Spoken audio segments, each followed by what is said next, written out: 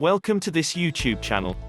In this video we are going to talk about top 10 facts about Iran-New Zealand relations.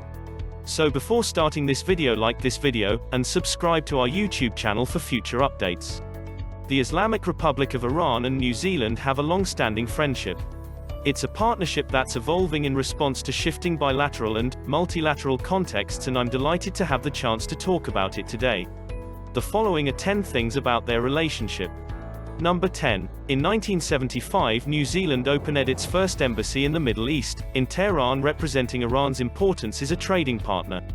In the mid-1980s, Iran established an embassy in Wellington. Iran and New Zealand established a Joint Ministerial Commission, or JMC, in 1985 when figures show that Iran was by far our largest Middle Eastern market, with exports of $445 million to address and advance trade and economic issues. Number 9. The JMC has proven to be an effective framework for increasing Iran's bilateral economic relationship.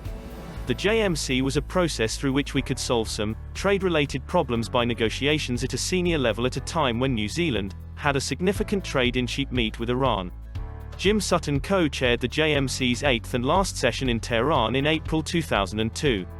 Number 8. Iran was looking to consolidate its large variety of JMCs with a number of bilateral partners in 2003, and this provided a strong opportunity to create a bilateral mechanism for the continuity of high-level visits with a wider political and economic reach, one that better represented the existing political and commercial relationship. Number 7. In order to achieve this aim, New Zealand and Iran reached an agreement to form a Political and Economic Cooperation Commission. Foreign Affairs Minister Phil Goff and his counterpart Dr. Kharrazi signed the agreement in August 2004, ushering in a new chapter in the relationship. Number 6. Dr. Kharrazi's visit to New Zealand, which was in response to Phil Goff's visit to Iran in 2002, encapsulated the relationship's wider orientation in recent years. Dr. Kharrazi had a host of international and multilateral topics on his agenda for debate with a number of ministers, including the Prime Minister Phil Goff, Jim Sutton and Marian Hobbs, in addition to bilateral issues.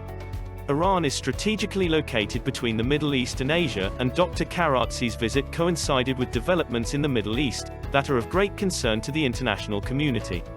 Iran's geographical location between Iraq and Afghanistan provides it with a specific viewpoint, one that New Zealand is particularly interested in, considering our own presence in the region. Number 5. In the run-up to the September 2004 International Atomic Energy Agency Board of Governors meeting, Marian Hobbs talks with Dr. Kharrazi offered an impetus for an exchange of views on Iran's nuclear program, a core area of concern for New Zealand. New Zealand has held a close contact with Iran over its nuclear program in 2003, encouraging Iran to fully comply with its commitments under the Non-Proliferation Treaty to the International Atomic Energy Agency, IAEA, and to consult with the IAEA to address all pending problems. New Zealand has also encouraged Iran to help restore international confidence by reaffirming its commitment to halt all enrichment and reprocessing operations. Number 4. Iran is New Zealand's fourth largest export market in the Middle East, as well as a source of oil and carpet imports. New Zealand's trade with Iran is diversifying and getting more sophisticated in the post-meat trade period. Although butter and wool accounted for the majority of New Zealand's $101 million in exports to Iran in the year to June 2004, Iran is increasingly becoming a viable market for a wider variety of New Zealand goods and services. Intermec Limited of Auckland was one of a number of New Zealand firms that took advantage of opportunities in New Zealand's trading relationship with Iran in 2003, securing a $20 million US deal to supply and build CNG filling stations in Iran.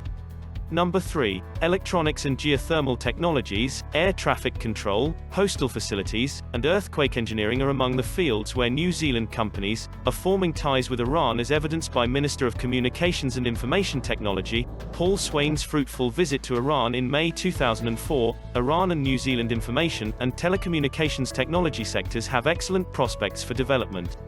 Number 2. Another important field of bilateral cooperation is education. The Iranian government has revived its funding of New Zealand students.